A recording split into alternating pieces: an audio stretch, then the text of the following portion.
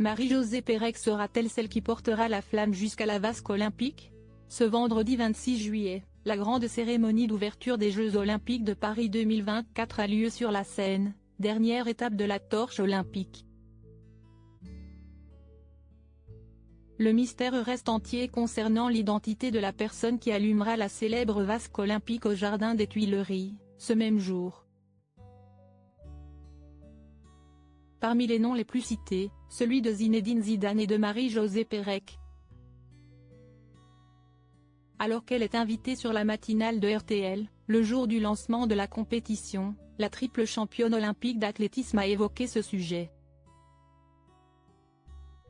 Un dîner a eu lieu au Louvre hier soir, 750 personnes, c'était impressionnant. Et tout le monde me posait la question de savoir si j'allais porter la flamme en dernière relayeuse, explique la sportive. Tony Estanguet, note de la rédaction, était là, mais personne ne lui demandait à lui. Je suis allé le voir pour savoir sans forcément poser la question, je pensais qu'il allait me dire à demain mais non, j'ai juste eu de grands sourires. Mais j'attends. Sera-t-elle présente ce vendredi soir? Il va falloir patienter pour le découvrir.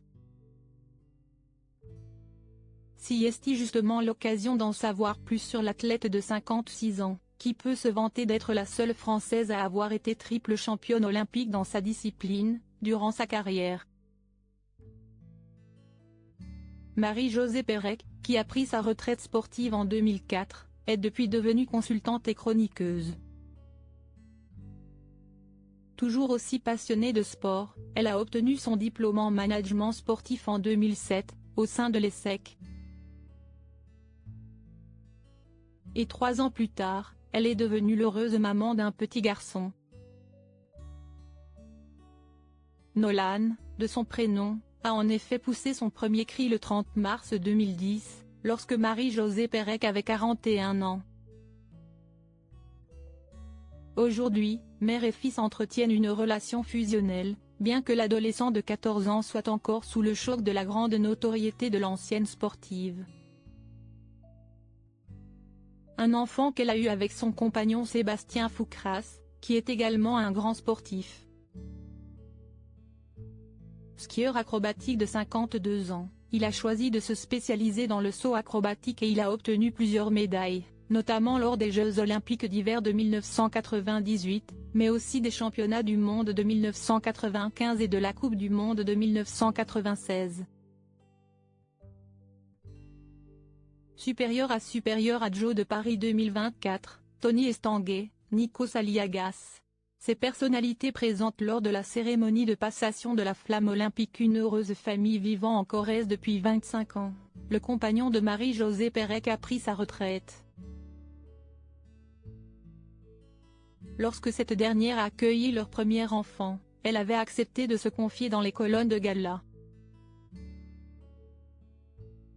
Elle nous expliquait alors avoir décidé, avec son chéri, de ne pas connaître le sexe de son bébé avant sa naissance. Lors de sa venue au monde, au sein d'une clinique parisienne, en pleine matinée, le petit garçon mesurait 50 cm pour 3,2 kg et était en pleine santé. Le 4 septembre 2022, la montagne révélait que les heureux parents avaient acheté une propriété à Curmont, en Corrèze. Très chaleureux, ils avaient invité les habitants au cœur du village pour faire leur connaissance.